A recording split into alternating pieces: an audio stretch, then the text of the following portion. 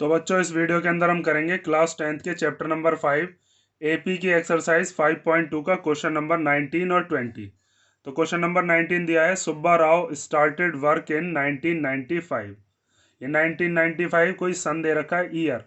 सुब्बा राव नाम का कोई आदमी है जिसने 1995 में वर्क करना शुरू किया। At an annual salary of ₹5,000। उसकी जो एनुअल सैलरी मतलब पूरे साल की सैलरी थी वो कितनी थी? ₹5,000। And received an increment of ₹200 each year.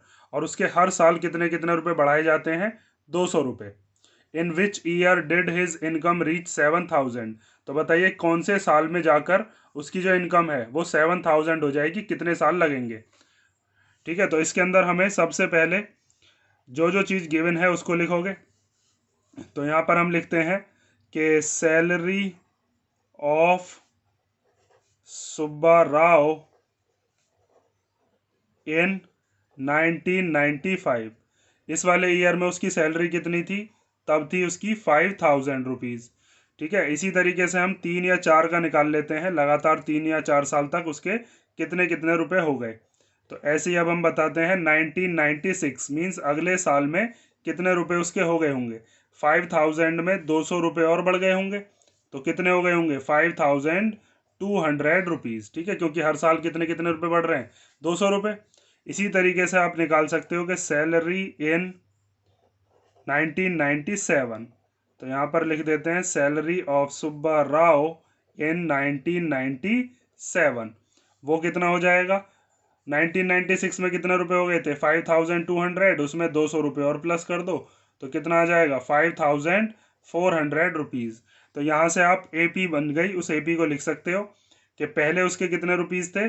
5,000। फिर कितने हो गए? 200 बढ़कर 5,200। फिर कितने हो गए? 5,400। ऐसे ही बढ़ते चले गए होंगे, 5,600 हुए होंगे, फिर 800, और लास्ट में जाकर कितने कर देने हैं उसके रुपए? 7,000। तो हमें यहाँ पर क्या क्या चीज़ दे रखी है? देखो, फर्स्ट टर्म पता है ए, 5,000 हो गया। इनका जो डिफरेंस है वो पता है, 200 बढ़ रहे हैं, तो ये डी हो गया। और जो लास्ट वाली टर्म है मींस ए एन है, वो भी हमें पता है 7,000, क्योंकि हमें कितने रुपए पहुंचाने हैं उसके? 7,000। बस हमें ये पता लगाना है कि कितने साल में पहुंचे होंगे, मींस एन फाइंड आउट करना है। तो यहाँ पर आप लिख सकते हो कि फर्स्ट टर्म एपी के हिसाब से फर्स्ट टर्म जिसको आप ए कहते हो वो कितनी हो गई? वो हो गई ₹5,000। और कॉमन डिफरेंस कितना है वो क्वेश्चन में ही गिवन है कि हर साल 200 रुपये बढ़ते हैं। इसको आप डी से डिनोट करते हो, वो हो गया कितना? ₹200। और जो हमारे पास लास्ट वाली टर्म है जिसको आप ए एन भी कह सकते हो, वो कितना है? 7,000। हमें यही पता करना है कि ये 7,000 कौन से नंबर पर आ रहा होगा। जिस नंबर पे ये आ रहा होगा उतने ही साल लगेंगे। तो अब आप ए एन का फॉर्मूला लगा दो। ए एन इक्वल टू होता है a plus n minus one into d. A n की जगह पर क्या रख दो? 7,000। ठीक है, इक्वल टू ए की जगह पर क्या रख देंगे? 5,000 plus n minus one, n की वैल्यू तो हमें निकालनी है। डी की जगह पर क्या रख देते हैं? 200। ये प्लस का 5,000 इधर भेज दो तो इधर आकर कैसा हो जाएगा? ये माइनस का। तो 7,000 minus 5,000 equal to n minus one multiply 200। 7,000 में से 5,000 गए तो कितना आएगा? 2,000। ये 200 इधर मल्टीप्लाई में, इसके डिवाइड में आ जाएगा। और इक्वल टू में क्या बचा? बस अब n माइनस वन। ये 2 जीरो से 2 जीरो कैंसिल हो गई, और 2 से ये कैंसिल हो गया। 2 10 जा 20 होते हैं, 10 बचा। अब उसके बाद ये माइनस का 1 इधर आकर कैसा हो जाएगा? प्लस का 1। तो n की वैल्यू कितनी आ गई? 11। इसका मतलब ये है कि उसकी सैलरी 7,000 कौन से साल में जाकर हो जाएगी? 11वें साल में। ठीक है, 10 साल के बाद जो 11वीं साल होगी उसके अंदर उसकी सैलरी कितनी पहुंच जाएगी? ₹7,000। तो लास्ट में आप लिख दोगे इसकी लाइन के इन 11th ईयर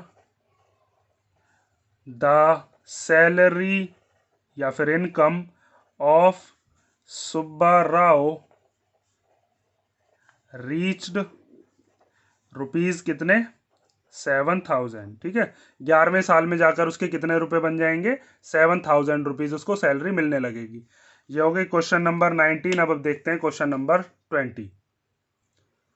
तो क्वेश्चन नंबर 20 दिया है, Ramkali saved ₹5 in the first week of the year. Ramkali नाम की कोई औरत है जिसने ₹5 बचाए हैं पहले हफ्ते में किसी साल के। सेविंग्स दे रखी हैं उसकी। And then increased her weekly savings by ₹1.75। फिर वो हर हफ्ते कितने कितने रुपए एक्स्ट्रा बचाती है, 1.75। जिस जैसे पहले हफ्ते में ₹5 बचाए तो दूसरे हफ्ते में कितने बचाए होंगे, 5 + 1.75 मतलब 6.75। ऐसे वो हर हफ्ते में बढ़ाती हुई चली जाती है। उसकी वीकली सेविंग पहुंच गई कितनी, 20.75 मीन्स ₹20.75। तो कौन से वीक में पहुंची होगी ये हमें बताना है, कितने हफ्ते लगेंगे उसको इतने सेविंग्स करने में, इतनी सेविंग्स पहुंचाने में। ठीक है, तो सबसे पहले पिछले वाले क्वेश्चन की तरह ये कि savings of Ramkali in first week के अंदर उसकी सेविंग्स कितनी थी, वो थी ₹5। फिर उसके बाद savings of Ramkali in second week. तो सेकेंड वीक उसने कितने रुपए इंक्रीज कर दिए होंगे, पहले वीक में उसने ₹5 बचाए थे सेविंग करके, तो दूसरे वीक में उसने 5 और फिर ये वाले रुपए और एक्स्ट्रा 1.75। तो टोटल कितने रुपए की सेविंग हो गई। तो आप इसको कैसे प्लस करते हो, ये गड़बड़ मत करना। कई बच्चे ऐसे करते हैं कि इसको ऐसे करके लिख देते हैं इसके नीचे 5 और फिर प्लस कर देते हैं, वो चीज़ गलत है। यहाँ पर हम इसको कैसे प्लस करते हैं, ये 5 पॉइंट से पहले का माना जाता है और फिर इसमें 1.75 को आप प्लस कर दोगे तो कितना आ जाएगा, ₹6.75। ये दूसरे वीक की आ गई। फिर ऐसे ही निकाल लो सेविंग्स थर्ड वीक की, तो यहाँ पर लिख दो savings of Ramkali in third week. ठीक है, सेकेंड वीक की तो निकल गई थी, थर्ड वीक की निकाल रहे हैं। तो सेकेंड वीक की कितनी थी, 6.75। इसमें फिर इंक्रीज कर दिया होंगे उसने कितने रुपीज़, 1.75। अब इनको प्लस कर लो, तो यहाँ पर आप प्लस करोगे तो 5 और 5 10 का 0, कैरी 1, 7 और 1 कितना हो गया 8, 8 और 7 होते हैं 15, 15 का 5। ठीक है, फिर पॉइंट आएगा यहाँ पर कैरी 1, 1 और 1 हो गए 2, 2 और 6 कितना हो गया 8। तो तीसरे हफ्ते में उसकी जो सेविंग्स है वो कितनी पहुँच गई, 8.50। हमें बताना है कि 20.75 ये वाली जो उसकी सेविंग्स है कौन से हफ्ते में जाकर बैठेंगी। ठीक है, जैसे पिछला क्वेश्चन के अंदर बस सैलरी थी, तो इसके अंदर आपके पास एपी बन गई। पहले उस एपी को लिख लो, पहले ₹5 हैं, फिर ₹6.75 हैं, फिर उसके बाद ₹8.50 है, मतलब ₹5, ₹6.75, ₹8.50। और फिर उसके बाद कितने पैसे पहुंचाने हैं उसके, 20.75 मीन्स ₹20.75। तो यहाँ से आपके पास फर्स्ट टर्म है 5। तो फर्स्ट टर्म जिसको हम ए से डिनोट करते हैं वो दे रखी है 5। उसके बाद हम लिख सकते हैं कॉमन डिफरेंस। कॉमन डिफरेंस हमें क्वेश्चन में बताया है कि हर हफ्ते कितने रुपए बढ़ाती है वो, 1.75। और हमें लास्ट वाली जो टर्म है जिसको आप ए एन से डिनोट करते हो या एल भी लिख सकते हो, वो है 20.75। अब ए एन का फॉर्मूला लगा दो, ए एन इक्वल टू क्या होता है, A+n-1 into d. A n की जगह पर क्या रख देंगे, 20.75। ए की जगह पर क्या रख दोगे 5 प्लस n-1 और डी की जगह पर क्या रख देंगे, ये कॉमन डिफरेंस है, डी से डिनोट करते हैं इसको। ये दे रखा है 1.75। ठीक है, यहाँ पर मल्टीप्लाई होता है इसमें।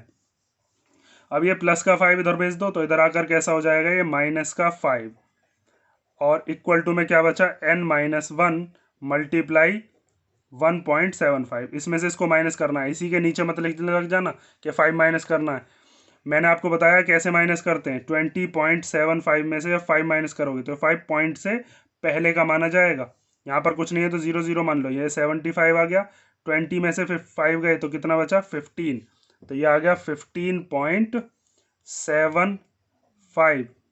ये 1.75 इधर मल्टीप्लाई का इसके अपॉन में आ जाएगा डिवाइड में 1.75 इक्वल टू n-1। अब यहाँ पर भी 2 से पहले पॉइंट है पीछे से, यहाँ पर भी पीछे से 2 से पहले पॉइंट है, तो पॉइंट से पॉइंट खत्म हो गया और हमारे पास क्या बचा, बस 1575 अपॉन 175 और इक्वल टू में क्या है n-1। अब इन दोनों को कैंसिल कर लो, 5 से कैंसिल हो सकते हैं, तो 5 3 जा कितना हो गया, 5 3 जा 15, कितना बचेगा यहाँ पर 2, 2 और 5 25, तो 5 5 जा 25। ऐसे इसको कैंसिल करते हैं, 5 3 जा 15, फिर उसके बाद 5 1 जा 5, 2 बचेगा, 2 और 5 कितना हो गया 25, तो 5 5 जा 25। फिर दोबारा 5 से कैंसिल हो जाते हैं तो फिर 5 से कर लेते हैं, तो 5 7 जा 35, फिर इसको करेंगे तो ये जाएगा 5 6 जा 30, 1 बचेगा, 1 और 5 15, तो 5 3 जा 15। फिर उसको बाद 7 और 63 दोनों सेम टेबल में आते हैं, 7 1 जा 7 और 7 9 जा 63। तो यहाँ से आप लिख सकते हो कि n-1 की वैल्यू कितनी है, 9। 9 इक्वल टू n-1। ये माइनस का 9 इधर ले आओ प्लस में, तो n की वैल्यू कितनी आ जाएगी यहाँ से 10। तो इसका मतलब उसकी जो सेविंग्स हैं वो कौन से वाले हफ्ते में जाकर 20.75 हो जाएंगी, 10th वीक में।